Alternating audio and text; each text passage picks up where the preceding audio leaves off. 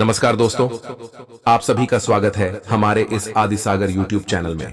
दोस्तों, ऐसी कौन सी स्त्री थी जो पति से दुखी होकर घोड़ी बन गई और करवाने लगी पीछे से ये काम, मिला उसे खूब आनंद। ऐसा करवाने पर स्त्री झूम उठी।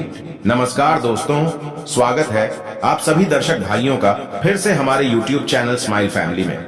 प्रिय दोस्तों, इस वीडियो में आज की कहानी बहुत ही रहस्यमयी और आपको चौंका देने वाली है, जिसमें हम आपको आज बताएंगे कि ऐसी कौन सी स्त्री थी जो अपने पति से दुखी होकर घोड़ी बन गई, यानी घोड़ी का रूप धारण कर लिया और पति को धोखा देकर के चली गई।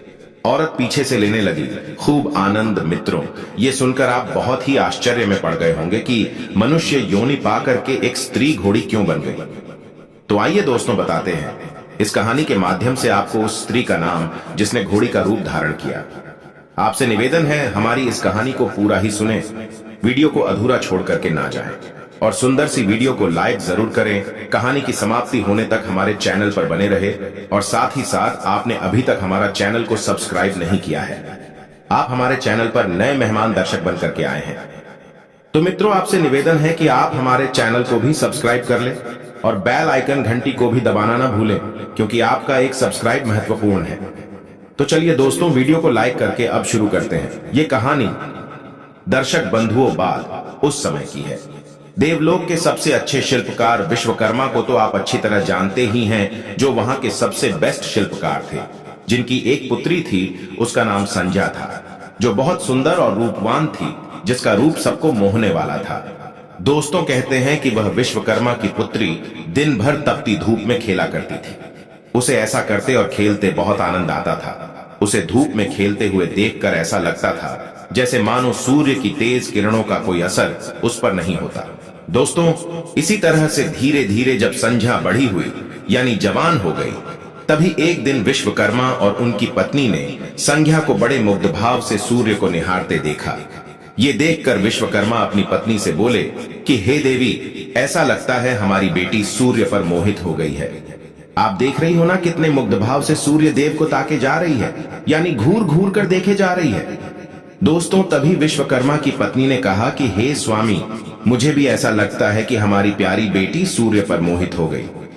मित्रों, इसी तरह से सूर्य के सौंदर्य के प्रति संध्या का आकर्षण उसकी आयु के साथ साथ बढ़ता ही चला गया। एक दिन की बात है, विश्वकर्मा अपनी बेटी को साथ लेकर हाथी पर बैठकर सैर करने के लिए निकले। तभी अपनी पुत्री को सूर्य की ओर निहारते देखकर उन्होंने उससे पूछ लिया कि बेटी, अब तुम छोटी नहीं रही हो, तुम बड़ी हो गई हो। मैं सोचता हूं जल्दी से तुम्हारा विवाह कर दे। बताइए, किस देवता को तुम चाहती हो, किस देव से तुम प्यार करती हो जो तुम्हारे लिए उचित हो, क्योंकि कहीं हम ऐसी भूल ना कर दें जो तुम्हारी बगैर मर्जी के हम किसी और देवता से तुम्हारा विवाह कर दे और तुम अपने जीवन में हमेशा परेशान रहो और दुखी होकर के हमसे अनुचित शब्द कहती रहो। ऐसा मैं नहीं सोचता हूं। बताइए, कौन सा देवता तुम्हारे दिल में बसा हुआ है। दोस्तों, अपने पिता के ये शब्द सुनने के बाद तब संध्या ने उत्तर दिया कि हे पिताजी, आकाश में सूर्य से बढ़कर कोई तेजस्वी मेरे लिए देव नहीं है। यही सबसे अच्छे हमारे लिए वर होंगे, क्योंकि सूर्य से ज्यादा कोई हमें तेजस्व देवता दिखाई ही नहीं देता है, जो इतना प्रकाशमय है, जिनके अंदर बहुत सारा तेज है, जिनके लिए देखते देखते हमारा कभी जी ही नहीं भरता है। यही हमारे लिए उचित पति रहेंगे।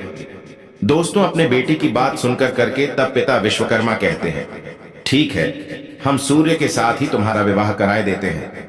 दोस्तों, इतना कहने के बाद में विश्वकर्मा जो थे, अपनी पुत्री को लेकर के सूर्य के पास में पहुंच जाते हैं और जाकर के उन्होंने अपनी पुत्री की इच्छा सूर्य देव को बताई और कहा कि हे सूर्य देव, मैं तुम्हारे पास अपनी बेटी का रिश्ता लेकर के आया हूं।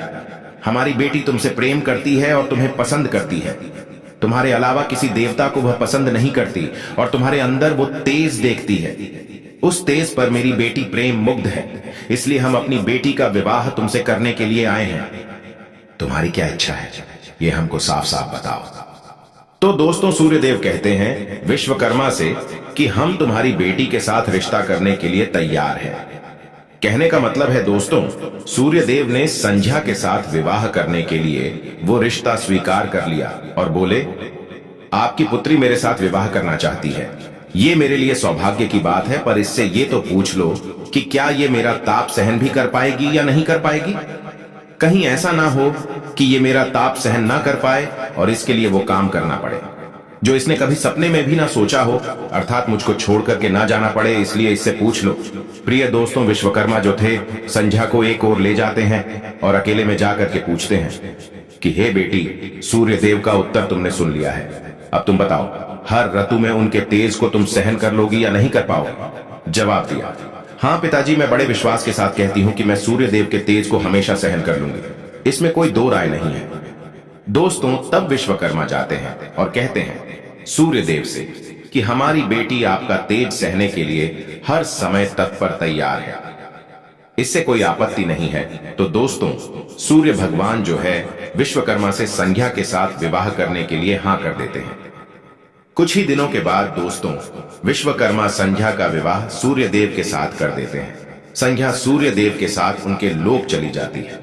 प्रिय दोस्तों, पति के साथ संध्या के दिन जो थे सुखपूर्वक बीतने लगे, धीरे धीरे समय गुजरने लगा। फिर उनके यहाँ एक पुत्र पैदा हुआ जिसका नाम रखा गया मनु।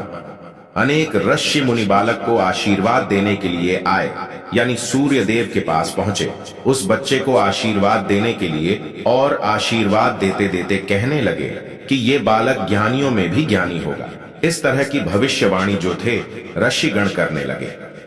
प्रिय दोस्तों, और आशीर्वाद भी सच निकला। जब वह कुछ बड़ा हुआ तो ऋषि मुनियों से शिक्षा ग्रहण करने लगा। सूर्य देव और संध्या को अपने बेटे पर गर्व था। वे बहुत ही प्रेम से अपने बेटे का लालन पालन करते थे। दोस्तों, अचानक एक बार की बात है, ग्रीष्म ऋतु में सूर्य की किरणें बहुत ही प्रखर हो गई। उनका तेज अपनी चरम सीमा पर जा पहुंचा। संध्या की चमड़ी जो थी इधर दोस्तों तेज से झुलसने लगी। सूर्य देव ने उसे अपने पास बुलाया तो वे अपनी आंखों पर हाथ रखकर उनके पास में पहुंची। तब सूर्य देव बोले कि हे संध्या, हे प्रिय, मेरी ओर देखो, तुमने अपनी आंखें क्यों ढक ली है? नेत्र खोलो और मेरी ओर देखो, मैं तुम्हारा पति हूं। तब संध्या ने जवाब दिया, स्वामी, आपके ताप से मेरी आंखें खुल नहीं पा रही हैं। प्रिय दोस्तों, तब सूर्य देव कहने लगे, इसका अर्थ तो यह हुआ कि तुम मुझे अपने से दूर कर रही हो। विवाह के पूर्व मैंने तुमसे पूछा भी था कि क्या मेरा ताप तुम सहन कर पाओगी, तब तो तुमने हां कर दिया था। तुम्हारी सहमति पाकर ही मैंने तुम्हारे साथ विवाह करना स्वीकार किया था, लेकिन अब तुम अपने वचन से मुकर रही हो। दोस्तों, सूर्य देव क्रोधित होते हुए पूछने लगे, ऐसा तुम क्यों कर रही हो? तब संध्या ने कहा कि स्वामी, इसमें मेरा कोई दोष नहीं है। आपका ताप ही इतना प्रखर है कि मैं उस ताप के सामने बिल्कुल झुलसी जा रही हूं, जली जा रही हूं। प्रिय दोस्तों, ये सुनकर के सूर्य देव और भी कुपित हो उठे, बोले, सुनो संध्या, प्राणवान वस्तुओं को जीवित रखने वाला मैं ही हूं, परंतु तुमने मेरी ओर से आंखें बंद कर ली है। अतः तुम्हारे गर्भ से जो बालक उत्पन्न होगा वह यम होगा। यम अर्थात मृत्यु का देवता होगा। प्रिय दोस्तों, संध्या वहां से भाग जाना चाहती थी, लेकिन बच्चों का मोह उसे विवश किए हुए था, इसलिए वहां से वो भागने में असमर्थ थी, जा नहीं पा रही थी। इधर दोस्तों, तभी संध्या ने एक अपने रूप वाली छाया स्त्री को बनाया और उसका नाम भी छाया पड़ा, जो हूबहू संध्या की ही प्रतिलिपि थी, यानी उसकी तरह बिल्कुल सेम थी। वो ही सूरत थी, वो ही मूरत थी, और उसने इस विषय में छाया से मदद लेने का निश्चय किया। उसने छाया को बुलाया और अपनी समस्या बताई। सुनकर छाया बोली, मुझे क्या करना होगा? हे बहन, बताइए क्या आदेश है? जवाब दिया, तुम संध्या बनकर मेरे पति के पास जाओ और उनकी पत्नी और मेरे बच्चों की मां बनकर वहीं रहो। दोस्तों, तब वे छाया कहने लगी कि हे बहन भाई, यदि उन्होंने मुझसे पूछा कि तो मैं क्या बताऊं? जवाब दिया, तो तुम कहना कि मैं संध्या हूं, परंतु भेद मत खोलना। छाया ने कहा, ये मैं सब कर लूंगी, लेकिन मेरी एक शर्त है सूर्यदेव, कभी मुझ पर बिगड़े या श्राप देने लगे तो मैं सारा भेद खोल दूंगी। दोस्तों, तब संध्या ने कहा, ठीक है छाया, अब जाओ और मेरे बच्चों को संभालो।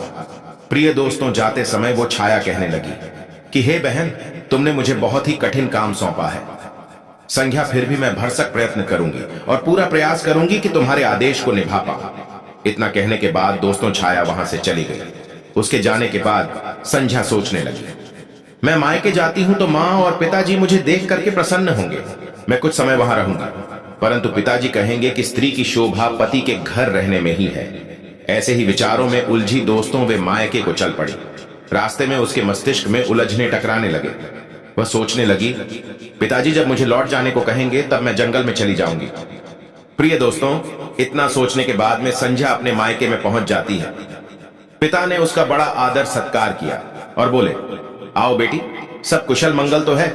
जवाब दिया, नहीं पिताजी, आपने ठीक ही कहा था। ग्रीष्म ऋतु में मैं सूर्य देव के ताप को सहन नहीं कर सकी, इसलिए मैं यहाँ चली आई। तब पिता ने कहा, ठीक है, कोई बात नहीं, तुम यहाँ आराम से रहो। दोस्तों, संध्या कुछ दिन वहां सुख से रहती है। एक दिन पिता ने उससे कहा कि संध्या, तुम्हारे आने से मुझे बड़ा हर्ष हुआ है, परंतु विवाह हो जाने के बाद स्त्री को मायके में अधिक समय तक नहीं रहना चाहिए। अब तुम अपने पति के घर जाओ। और दोस्तों, बात भी सच है कि स्त्री का घर असली तो ससुराल होता है, उसका मायका नहीं है। और हर दुनिया का माँ बाप अपनी बेटी के लिए अधिक समय तक अपने घर पर नहीं रख सकता, क्योंकि अनेक तरह के अफवाहवाद पिता की ओर और बेटी की ओर उठने लगते हैं, जिसकी वजह से पिता के लिए और बेटी के लिए कहीं कहीं पे अपमानित होना भी पड़ता है। इसलिए दोस्तों, अधिक समय तक कोई भी माँ बाप अपनी बेटी के लिए अपने घर पर नहीं रख सकता था। ये सोचने के बाद में पिता ने कहा संध्या से कि बेटी, अब तुम जाओ, तुम्हारा जो घर है वो पति का घर ही है। फिर जब कभी भी तुम्हारी हमसे मिलने की इच्छा चले तो चली आना। तुम मुझे बहुत प्यारी हो, किंतु पति का घर ही स्त्री का घर होता है। दोस्तों, संध्या ने मन ही मन में सोच लिया कि जो मैं बात सोच रही थी वही सामने आई। लेकिन दोस्तों कहा, ठीक है पिताजी, मैं चली जाऊंगी। मन में विचार किया संध्या ने कि मैं वहां नहीं जाऊंगी, सूर्यदेव के पास नहीं जाऊंगी, मैं जंगल में जाकर के और छिप करके रह लूंगी। दोस्तों, रात होती है। चुपचाप संध्या पिता का घर छोड़ करके जंगल में चली जाती है। वह सोचने लगी कि मैं सूर्य के सामने नहीं जा सकती, अतः मैं अब घोड़ी बन जाती हूँ और उस रूप में मुझे कोई पहचान नहीं पाएगा। दोस्तों, वही हुआ।